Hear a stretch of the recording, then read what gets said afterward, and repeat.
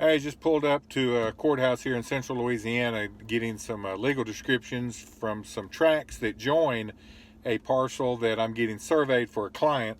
It was quicker for me to run down here and get them for the surveyor, and that'll save him some time, and then we can get on the list quicker and get this property surveyed quicker. And so sometimes it just helps being a team player, get stuff done quicker and cheaper. Everybody comes out in the end. You know, I try to practice what I preach in my life as well as business.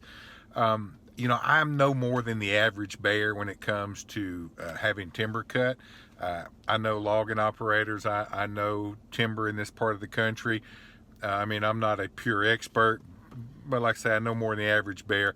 Yet I'm about to meet a forester on this tract that we're going to need the timber cut on, and I'm going to put it in his hands, and I'm going to pay him simply because, I mean, he's a pro, and foresters are good at what they do, and he'll probably be able to get me better prices. He'll be able to manage this job.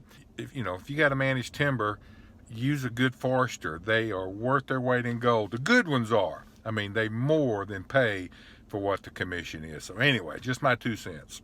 Hey, one thing about being in this business as long as I have, man, you just learn how to handle people and deal with people and try to accommodate them every which way you can, because, you're dealing with their real estate, their property, stuff. It means different things to different people. So I've learned how to, just really kind of take care of these people and love on them as much as I can to help them through sometimes what's a tough deal to sell land. But every once in a while, you just got to put your foot down and go, no, this is just not any business that I want. I just had a gentleman call and was fussing about our listing agreement and wanted to change this and change that and change this and change this and change everything in it. And it was 10 acres. And I go, sir, if you're already hem-hawing on the front end on the listing agreement, you're going to be hem-hawing about something all the way through this process. So we probably just not going to be the right people for you, and no thank you. So sometimes you just got to draw a line and say no.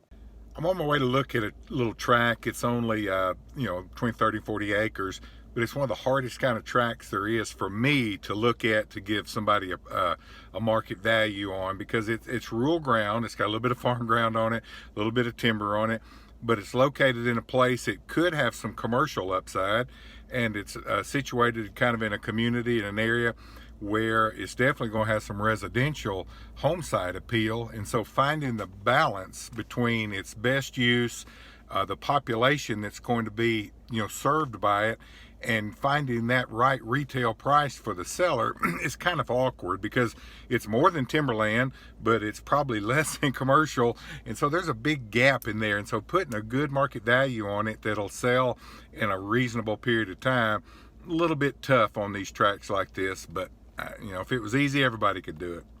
Hey, have you ever gotten a letter in the mail that said, we have people that want to buy your property, or we've got people interested in property in your area, or something like that? And you read through it and you think, oh great, somebody's finally going to buy that tract I've been trying to get sold forever.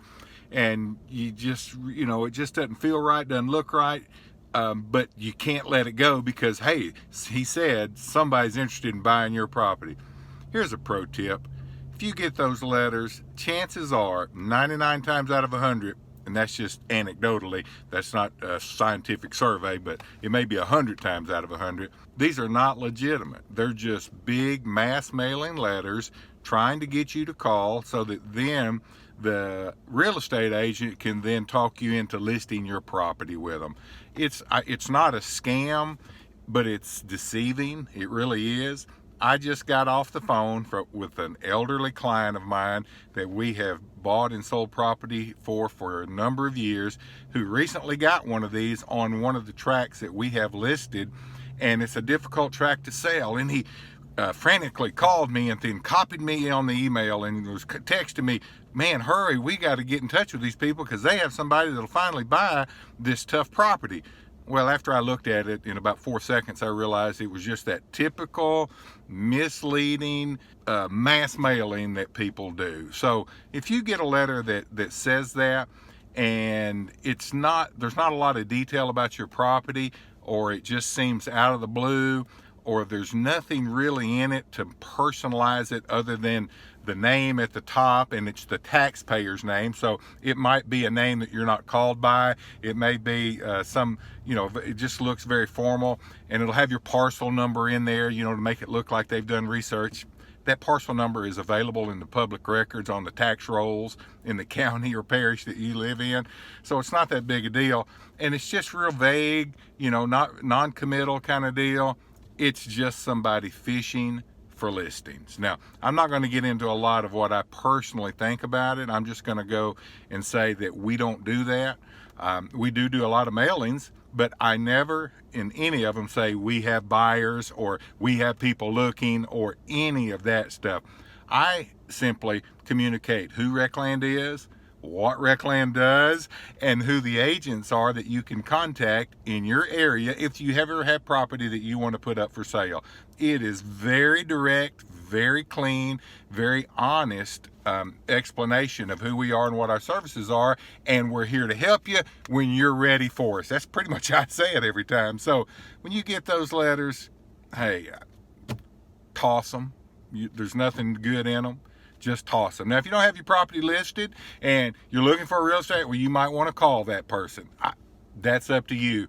But believe me, they do not have a hot buyer ready to buy your tract. So there you go. Just use it for what it's worth.